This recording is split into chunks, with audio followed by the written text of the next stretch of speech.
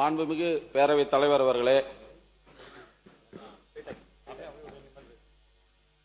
இந்த உயரிய தமிழ்நாடு சட்டப்பேரவையில் முதன்முறையாக பேசுவதற்கு எனக்கு வாய்ப்பு தந்த உறுப்பினர் மாண்புமிகு முன்னாள் முதலமைச்சர் பேசுகிற போது முதலமைச்சர் அங்கும் இங்கும் அலைந்து கொண்டிருந்த அந்த வாசகம் எல்லாம் நீக்கப்படுகிறது. மாண்புமிகு பேரவைத் தலைவர் அவர்களே, இந்த உயரிய தமிழ்நாடு சட்டப்பேரவையில் முதன்முறையாக பேசுவதற்கு எனக்கு வாய்ப்பு தந்த வாழும் பெரியார் சமூக நீதி போராளி மருத்துவர் ஐயா அவர்களுக்கும், தமிழகத்தில் வாழுகின்ற ஒட்டுமொத்த இளைஞர்களின் வழிகாட்டி இளம் போராளி பாட்டாளி மக்கள் கட்சியினுடைய தலைவர் அண்ணன் மருத்துவர் அன்புமணி ராமதாஸ் அவர்களுக்கும், பாட்டாளி மக்கள் கட்சியின் சட்டப்பேரவை குழு தலைவர், தமிழக மக்களின் குரலாக சட்டப்பேரவையில் ஒலித்துக் கொண்டிருக்கின்ற எங்களுடைய அன்னியார் முனைவர் சௌமியா அன்புமணி அவர்களுக்கும் எனது முதற்கண் நன்றி கலந்த வணக்கத்தை தெரிவித்துக் கொண்டு, என்னை பாட்டாளி மக்கள் கட்சியின் சமூக நீதி பயணத்தில் அடையாளம் காட்டிய மறைந்த முன்னாள் சட்டப்பேரவை உறுப்பினர் அண்ணன் மாவீரர் ஜே குரு அவர்களை இந்த நேரத்தில் நினைவு கூர்ந்து, மேலும் எனக்கு வாக்களித்து வெற்றி பெற செய்த ஜெயங்கொண்டம் தொகுதி வாக்காளர் பெருமக்களுக்கும் மாண்புமிகு பேரவைத் தலைவர்களே, என்னுடைய பேச்சில் அங்கும் இங்கும் மட்டும்தான் இருந்ததை ஒழிய அங்கும் அலைந்து கொண்டிருந்தார் பேச்சு இல்லை என்பதை தெரிவித்துக் கொள்கிறேன். அதை இங்கு பதிவு செய்ய வேண்டாம் என்று கேட்டுக்கொள்கிறேன்.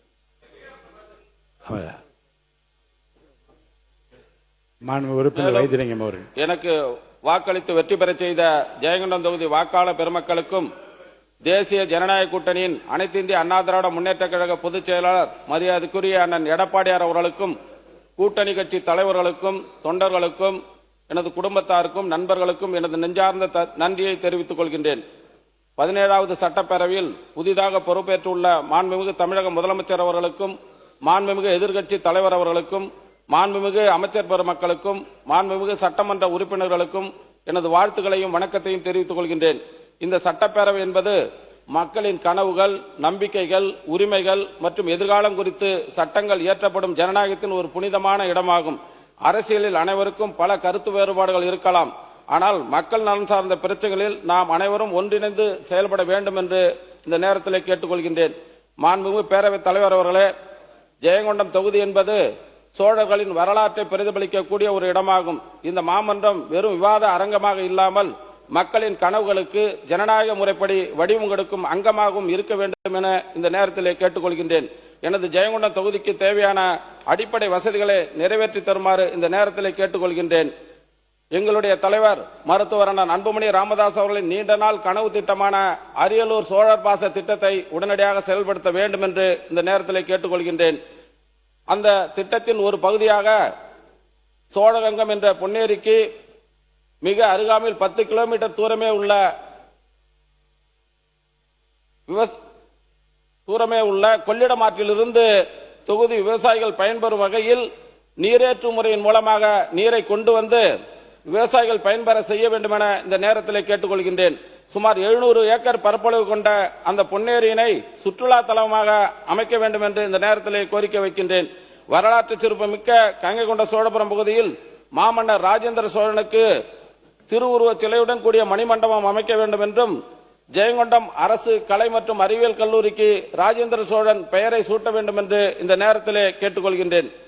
தாப்பழூர் விவசாய பகுதி மக்களின் 50 ஆண்டு கால கோரிக்கையான கொள்ளிடம் ஆற்றின் குறுக்கே குருவாடி தலைப்பில் தடுப்பணை கட்டி கொள்ளிட உபரி நீரினை பொன்னாற்று பாசன வாய்க்காலில் கொண்டு வந்து தாப்பழூர் பகுதி விவசாயிகளின் 4694 ஏக்கர் விவசாய நிலங்களுக்கு பாசன வசதி செய்து கொடுக்குமாறு இந்த அவையிலே கேட்டுக்கொள்கின்றேன். அரியலூர் மாவட்ட மக்கள் குடிக்கும் நீரில் கால்சியத்தினுடைய அளவு அதிகமாக இருக்கின்றது. அதனால் அந்த பகுதியில் வாழ்கின்ற இளைஞர்கள், பெண்கள், அனைத்து தரப்பு வயதினரும் சிறுநீரக கோளாறால் அவதிப்படுகிறார்கள். அதற்கு பெருநிறுவன சமூக பொறுப்பு நிதியின் மூலம் CSR ஃபண்ட் மூலம் அனைத்து கிராம மக்களுக்கும் பாதுகாக்கப்பட்ட சுத்திகரிக்கப்பட்ட குடிநீர் வழங்க வேண்டும் என்று இந்த நேரத்தில் அன்போடு கேட்டுக்கொள்கின்றேன். ஜெயங்கொண்டத்தில் முந்தைய அரசு சிப்காட் மூலமாக காலனி தொழிற்சாலை அடிக்கல் நாட்டப்பட்டு பணிகள் ஆரம்ப நிலையில் உள்ளது. காலம் தாழ்த்தாமல் விரைவாக தொழிற்சாலையை திறப்பதற்கு அரசு ஆவண செய்ய வேண்டும் என்றும், அந்த பகுதி இளைஞர்களுக்கு வேலை வாய்ப்பில் முன்னுரிமை கொடுக்க வேண்டும் என்று இந்த நேரத்தில் கேட்டுக்கொள்வதோடு, அரியலூர் மாவட்டத்தில் 6 தனியார் சிமெண்ட் தொழிற்சாலைகளும் ஒரு அரசு சிமெண்ட் தொழிற்சாலையும் இயங்கி வருகிறது. அந்த பகுதியில் படித்த இளைஞர்களுக்கு வேலை வாய்ப்பில் முன்னுரிமை கொடுக்க வேண்டும் என்று இந்த நேரத்தில் அன்போடு கேட்டுக்கொள்கின்றேன். அரியலூர் மாவட்டத்தில் நிலக்கடலை, மக்காச்சோளம் போன்ற விவசாய பயிர்களும் முருங்கை, கத்தரி போன்ற தோட்ட பயிர்களும் அதிக அளவில் விளைவிக்கின்றார்கள். இந்த விவசாய பொருட்களுக்கு உரிய கொள்முதல் விலை கிடைப்பதற்கு அரசு நடவடிக்கை எடுக்க வேண்டும் என்று இந்த நேரத்தில் கேட்டுக்கொள்கின்றேன். அரியலூர் மாவட்டத்தில் 33,000 ஹெக்டேர் அளவில் அரசு வனத்தோட்டக் கழகமும் மற்றும் தனியார் நிலங்களின் மூலம் முந்திரி சாகுபடி செய்யப்பட்டு வருகிறது. அப்படி சாகுபடி செய்யப்படும் முந்திரி கொட்டைகளை அரசே விலை நிர்ணயம் செய்து மதிப்பு கூட்டும் வகையில் ஜெயங்கொண்டம், உடையார்பாளையம் பகுதியில் அரசு முந்திரி தொழில் பூங்கா அமைக்க வேண்டும் என்று இந்த நேரத்திலே கேட்டுக்கொள்கின்றேன். ஜெயங்கொண்டம் பகுதியில் இளைஞர்கள் அனைத்து விளையாட்டுகளிலும் சிறந்து விளங்கி வந்து கொண்டிருக்கின்றார்கள்.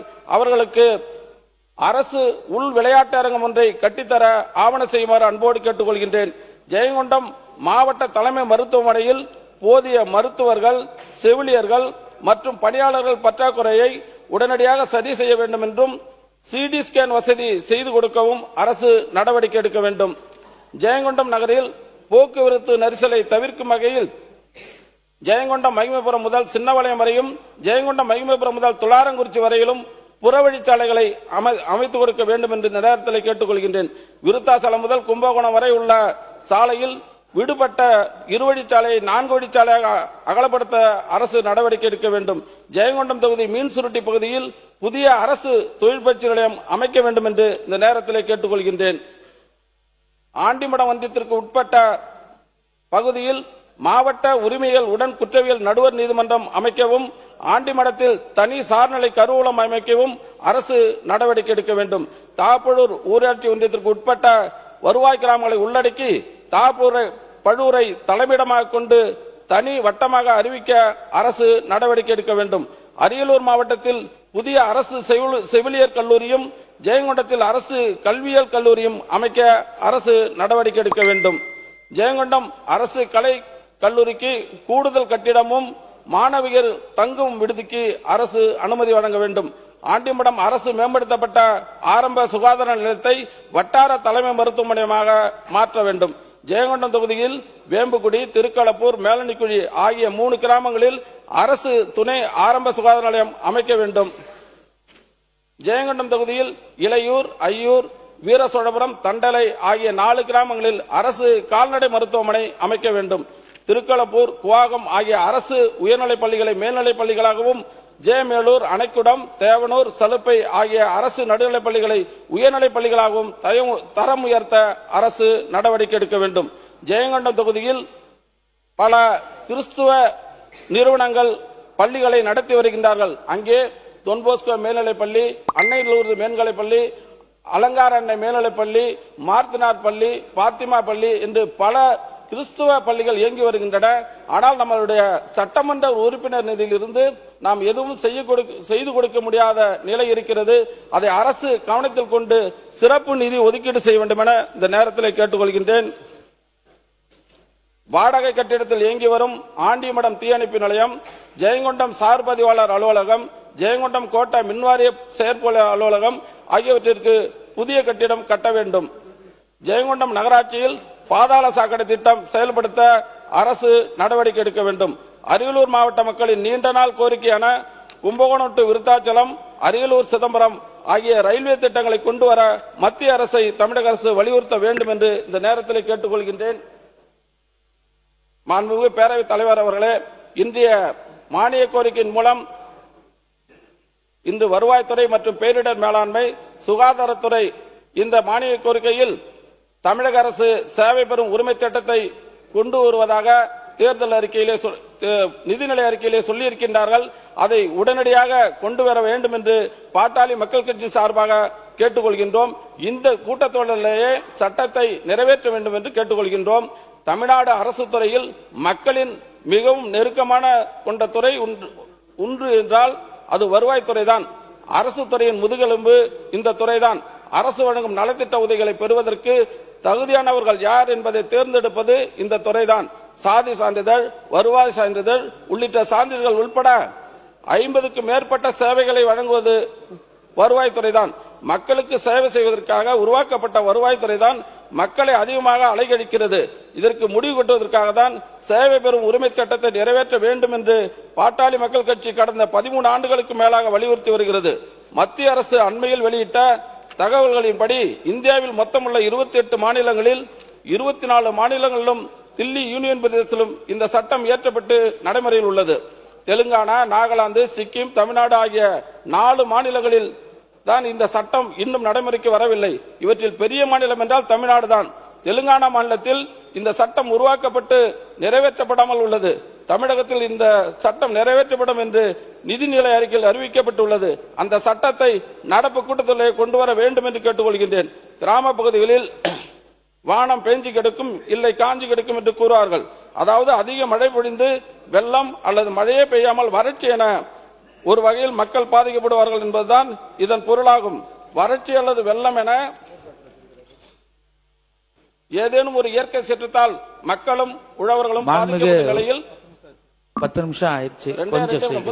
முதல் பேச்சு ஒரு 5 நிமிடத்துல முடிச்சிடறோம். முடிங்க. ஒரு இயற்கை சீற்றத்தால் மக்களும் உழவர்களும் பாதிக்கப்படும் நிலையில் அவ்வாறு பாதிக்கப்படும் மக்கள் மற்றும் விவசாயிகளுக்கு நிரந்தரமான நிவாரண திட்டத்தை தமிழக அரசு உருவாக்கி செயல்படுத்த வேண்டும். வறட்சியால் முழுமையாக பாதிக்கப்படும் குறுவை பயிர்களுக்கு ஏக்கருக்கு 40,000-ம், ஓரளவு பாதிக்கப்படும் பயிர்களுக்கு 25,000-ம், கரும்புக்கு 1,02,000-ம், நிலக்கடலைக்கு 33,000-ம், பிற பணப்பயிர்களுக்கு 1.25 லட்சம் வரை இழப்பீடு வழங்குவதும் பயிர்க்கடன்கள் தள்ளுபடி செய்யப்படுவதும் இந்த அரசு நிரந்தர நிவாரண திட்டத்தின் அம்சங்களாக இருக்க வேண்டும். தமிழ்நாட்டில் தென்கிழக்கு பருவமழை பாதி அளவு கூட பெய்யவில்லை. கர்நாடகம் தண்ணீர் திறக்காததால் காவிரி பாசன மாவட்டங்களில் கடந்த ஆண்டு 6 லட்சத்திற்கும் கூடுதலான பரப்பளவில் செய்யப்பட்ட குறுவை சாகுபடி இம்முறை 2 லட்சம் ஏக்கராக குறைந்துவிட்டது. நிலத்தடி நீர்மட்டம் குறைந்து விட்டதாலும் முறையாக மும்முனை மின்சாரம் வழங்கப்படாதாலும் பல ஆயிரம் ஏக்கரில் குறுவை பயிர்கள் கருகிவிட்டன. மேட்டூர் அணையின் நீர்மட்டம் உயரவில்லை என்பதால் சம்பா சாகுபடியும் கேள்விக்குறியாகியுள்ளது. இதனால் விவசாயிகள் கடுமையாக பாதிக்கப்பட்டுள்ள நிலையில் காவிரி பாசன மாவட்டங்கள் உட்பட ஒட்டுமொத்த தமிழ்நாட்டையும் வறட்சி பாதித்த மாநிலமாக அறிவிக்க வேண்டும் என்று கேட்டு நிலவரி, பயிர்க்கடன் ஆகியவற்றை முழுமையாக தள்ளுபடி செய்ய வேண்டும் என்று கேட்டுக்கொள்கின்றேன். தமிழ்நாட்டில் கடந்த 7 ஆண்டுகளாக புதிய மாவட்டங்கள் உருவாக்கப்படவில்லை. தஞ்சாவூர் மாவட்டத்தை பிரித்து கும்பகோணம் மாவட்டமாகவும், கடலூரை பிரித்து விருத்தாச்சலம் மாவட்டமாகவும் உருவாக்க வேண்டும் என்று இந்த நேரத்தில் கேட்டுக்கொள்கின்றேன். அதேபோல திருவண்ணாமலை, திண்டுக்கல், கோவை, சேலம், ராமநாதபுரம் உள்ளிட்ட மாவட்டங்களையும் பிரிக்க வேண்டும் என்று கோரிக்கைகள் எழுந்துள்ளன.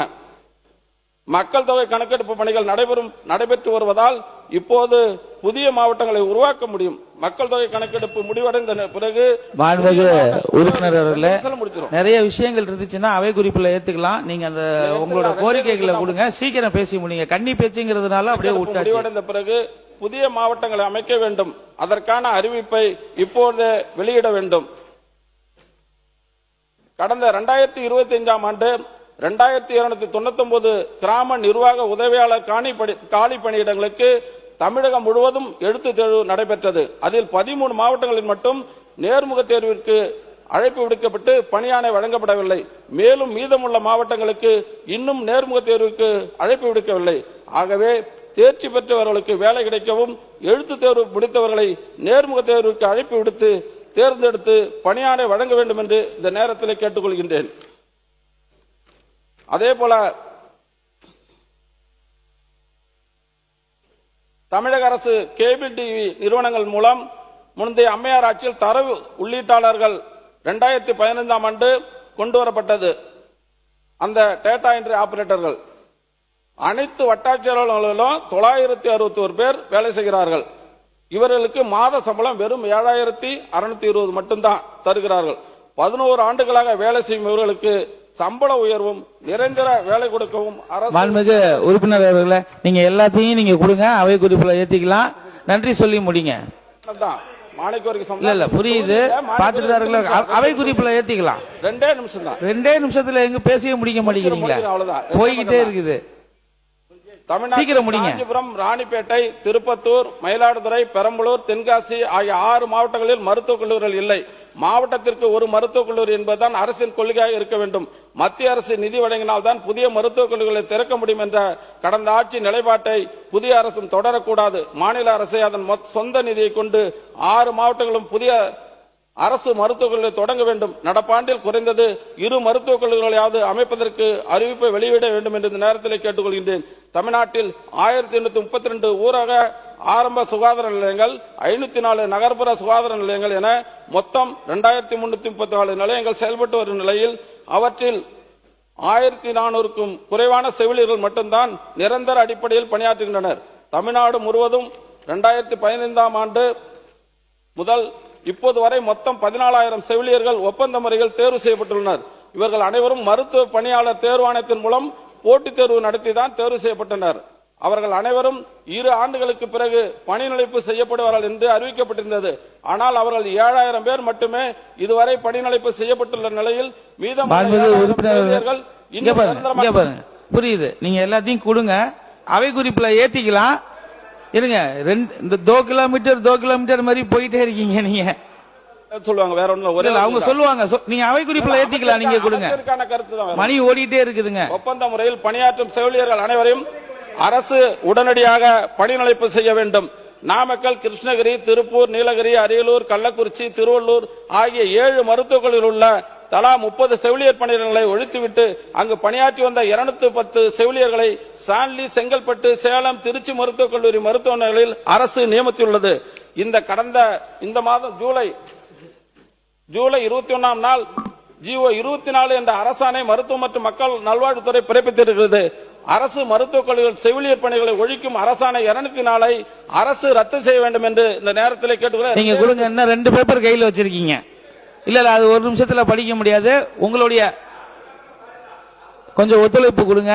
உங்களுக்கு அப்புறம் என்ன 2 பேர் படிக்கணும், அதுக்கு 2 அமைச்சர் விளக்கம் கொடுக்கணும், மினிஸ்டர். சரிங்களா? இல்ல அது அவங்க கொடுப்பாங்க. சீக்கிரம் முடிங்க. நன்றி சொல்லி சீக்கிரம் முடிங்க. 108 அவசர ஊர்தி திட்டத்தின் கீழ் தமிழ்நாட்டில் 28/2020 நிலவரப்படி 1353 அவசர ஊர்திகள் செயல்படுகின்றன. இந்த எண்ணிக்கை போதுமானதல்ல. கிராமப்புற மக்களுக்கும் அவசர ஊர்தி சேவை விரைவாக கிடைப்பதை உறுதி செய்யவும் வகையில் அவற்றின் எண்ணிக்கை நடப்பாண்டில் குறைந்தது 1750 உயர்த்த வேண்டும். அடுத்த 5 ஆண்டுகள் முடிவில் 2500 உயர்த்த வேண்டும் என்று அரசை கேட்டுக்கொள்கின்றேன். தமிழ்நாட்டில் 108 அவசர ஊர்தி சேவை சிறப்பாக செயல்படுவதற்கு காரணம் அதன் ஊழியர்கள் தான். உயிர்காக்கும் 108 அவசர ஊர்திகளில் ஓட்டுநர்கள், மருத்துவ உதவியாளர், அழைப்பு மைய ஊழியர்கள் உள்ளிட்ட 7500 பணியாளர்கள் பணியாற்றி வருகின்ற ஆபத்தான சூழல் பணியாற்றுபவர்களுக்கு அடிப்படை உரிமைகள் கூட இன்னும் வழங்கப்படவில்லை. அவர்களுக்கு நியாயமான ஊதிய உயர்வு வழங்கப்படவில்லை. 108 அவசர ஊர்தி ஊழியர்களின் எண்ணிக்கையான வாழ்க்கை வாழ்வதை உறுதி செய்ய அவர்களுக்கு பணி நிலைப்பு வழங்க வேண்டும் என்று இந்த நேரத்தில் கேட்டுக்கொண்டு, பல்நோக்கு மருத்துவமனைகளில் ஆண்கள், பெண்கள், நர்சிங் அசிஸ்டண்டா பல பேர் வேலை பெற, துப்புரவு பணியாளர்கள், பாத்ரூம் கழுவுறவங்க இவர்களுக்கு பணி நிரந்தரம் செய்ய வேண்டும் என்று இந்த அரசை கேட்டுக்கொள்கின்றேன். ஹெல்த் இன்ஸ்பெக்டர் படித்தவர்களுக்கு அரசு தான் வேலை கொடுக்கும், தனியார்ல போய் வேலை செய்ய முடியாது. அவர்களுக்கும் பணி நிரந்தரம் செய்ய வேண்டும். காசநோய் பணியாளருக்கு 1900 பேர் வேலை செய்கிறார்கள். பணி நிரந்தரம் செய்ய உறுப்பினர் பாத்ரூம் கழுவுறதுன்னு சொல்லக்கூடாது, தூய்மை பணியாளர்கள் அந்த அதை மாத்திருங்க. அந்த வார்த்தை அவை குறிப்பிலிருந்து நீக்கப்படுது. கொஞ்சம் சீக்கிரம் நீங்க முடிச்சு செய்து கொடுக்க வேண்டும் என்று இந்த நேரத்தில் மாண்புமிகு பேரவைத் தலைவர் வாயிலாக கேட்டுக்கொண்டு, இந்த அரிய வாய்ப்பை எனக்கு வழங்கிய, வாக்களித்து வெற்றி பெற செய்த ஜெயங்கொண்டம் தொகுதி மக்களுக்கும், எனது பாட்டாளி மக்கள் கட்சியுடைய தலைவர் மரியாதைக்கு போற்றுதலுக்குரிய அண்ணன் அன்புமணி ராமதாஸ் அவர்களுக்கும், எங்களுடைய சட்டமன்ற கட்சி தலைவர் அந்நியார் அவர்களுக்கும் மீண்டும் ஒருமுறை நன்றி கூறி என்னுடைய பேச்சை நிறைவு செய்கிறேன். நன்றி, வணக்கம். மாண்புமிகு உறுப்பினர் NSN நடராஜ்.